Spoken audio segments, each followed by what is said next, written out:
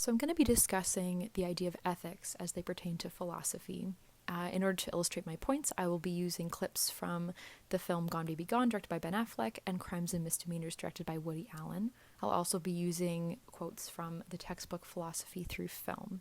So, sort of the first quote that jumped out at me is this one here. Of those actions that do have moral status, what features of that action determine whether it is morally right or morally wrong? So sort of two ways we can look at it off the bat would sort of be the ideas of consequences versus intentions. So in Gone Baby Gone, we have the example of Lieutenant Doyle. His character kidnaps Amanda, thinking that, she will have a better life in his care than she did with her mother. Whereas Patrick, he believes that returning her to her mother is the moral thing to do, even though she will most likely have a worse off life. So sort of using these two examples, we can kind of lump these two examples into the camps of moral relativism and moral objectivism. So you would definitely say that Patrick falls under moral relativism, since he uses his Catholic upbringing to inform his moral choices. Even in a previous scene in the movie, he's feeling really guilty about having killed someone, even though you might say that the killing of this individual is justified due to his actions. Patrick still believes, as a staunch Catholic, that killing in any capacity is wrong, so he feels a great deal of guilt towards it.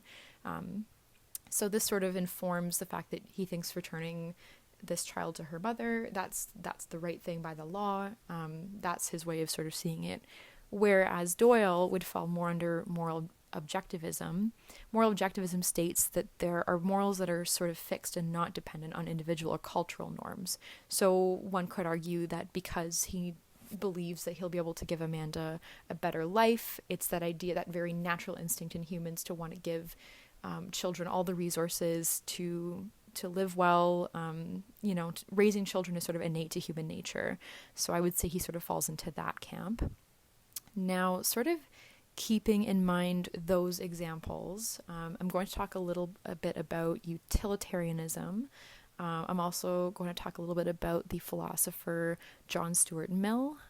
He was an English philosopher and political economist. He was born in 1806 and died in 1873. He developed the concept of utilitarianism, which suggests that actions are morally right if they produce good action or good outcomes, meaning the most pleasure and the most freedom for the most people. So this is sort of a great idea of, most human beings have a desire to be free, to be happy, and so choices that mean the most of that for the most people is a good thing, generally. The main issue with this theory, though, is sort of the problem of rights. So one of the quotes from the textbook sort of states, "For this ethical theory, there's nothing wrong with killing someone so long as that killing produces more happiness than not killing." And yeah, so that's definitely sort of the issue. A good example to sort of illustrate this would be in Crimes and Misdemeanors.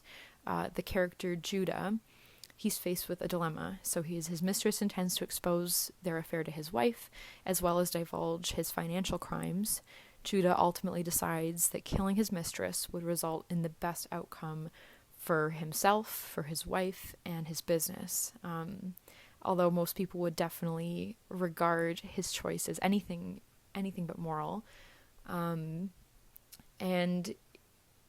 I would argue that the end result does not produce the most happiness. Judah is definitely very tortured about his decision. Not to mention, the movie definitely leaves this out, but you could consider the fact that by killing her, it's also affecting, she must have family, friends, loved ones, people in her life that would now be affected by this loss. So that idea of him thinking, well, this is the best thing for everyone, this is the best thing for his wife, for his business, it's definitely sort of a very shallow view of it. So, in his own mind, in order to justify the killing, he uses this utilitarian idea in order to sort of commit the act. That's sort of the reason he needs to go through for it to happen, which we would definitely not regard as a moral choice. So that's just sort of a bit of an overview, bit of an introduction to some of these ethical sort of concepts. Yeah, thank you.